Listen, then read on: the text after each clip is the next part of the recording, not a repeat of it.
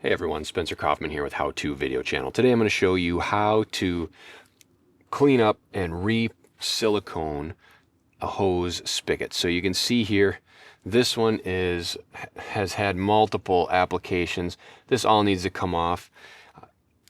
In a perfect world, you'd soak that with some kind of a chemical, get it all removed, and then start over. You'd probably want to replace the whole spigot, but we're not going to do that, because what we can do is, you can see how this is already loose and moving. We're going to remove this screw.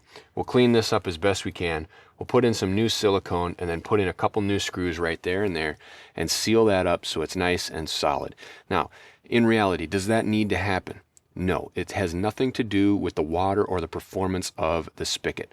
All it does is prevent any spiders or bugs or cold air, maybe even mice, from getting into your house. So that is why you want to seal this up.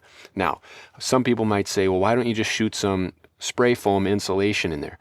You won't want to do that, because if you ever need to replace that spigot and you shoot that up with foam, it will be very, very difficult to repair or replace that spigot. Now, you can see here, this is a certain type of spigot with the nozzle in the front.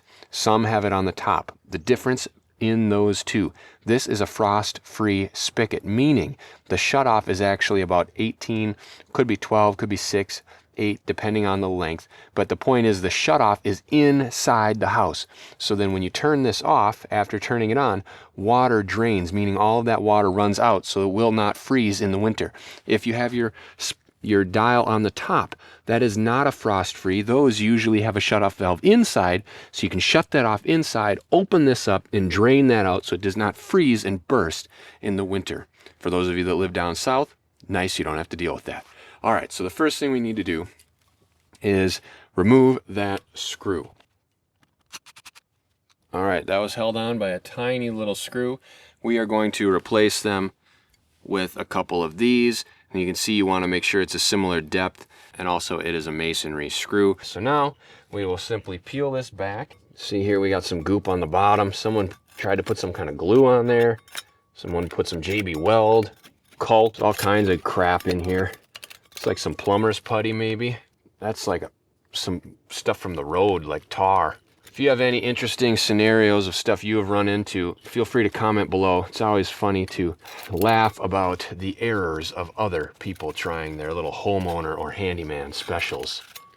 Here we have to be very careful, because there is a large window well right there that obviously I do not want to fall into. All right, and if for some reason you don't like the black on there, then I would recommend taking some acetone or maybe some gasoline, and you could rub that off.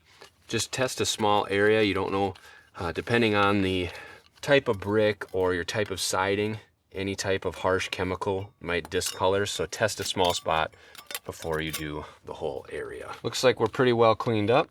It also looks like we have a wall anchor behind here, and on this side there's nothing. So what we're gonna need to do, there's nothing because it's broken.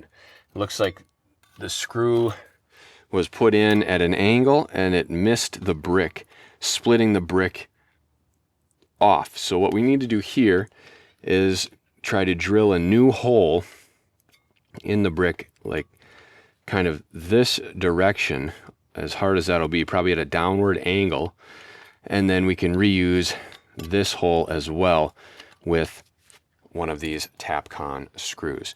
And so to do that, a hammer drill would be the best. You could also use a regular drill. Make sure you have a masonry bit.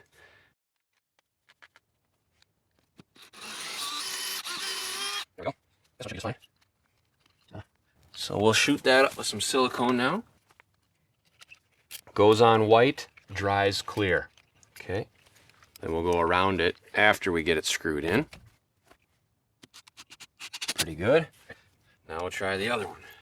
Doesn't look like that hole's gonna line up. So just to be sure we don't snap the Tapcon, give a little drilling here. Okay, there we go. That's solid, not moving. So now what we'll do is take and silicone right around the whole thing.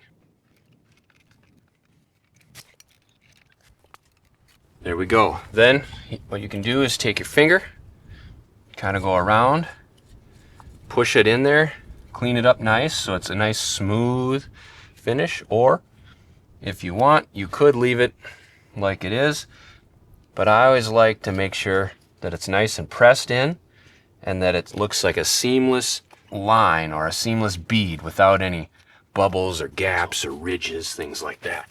Keep in mind this will dry clear, so you shouldn't really see it. So there you have it.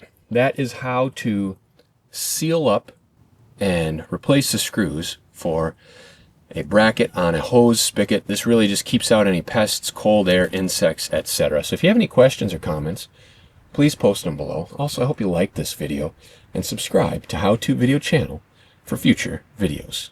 Thank you.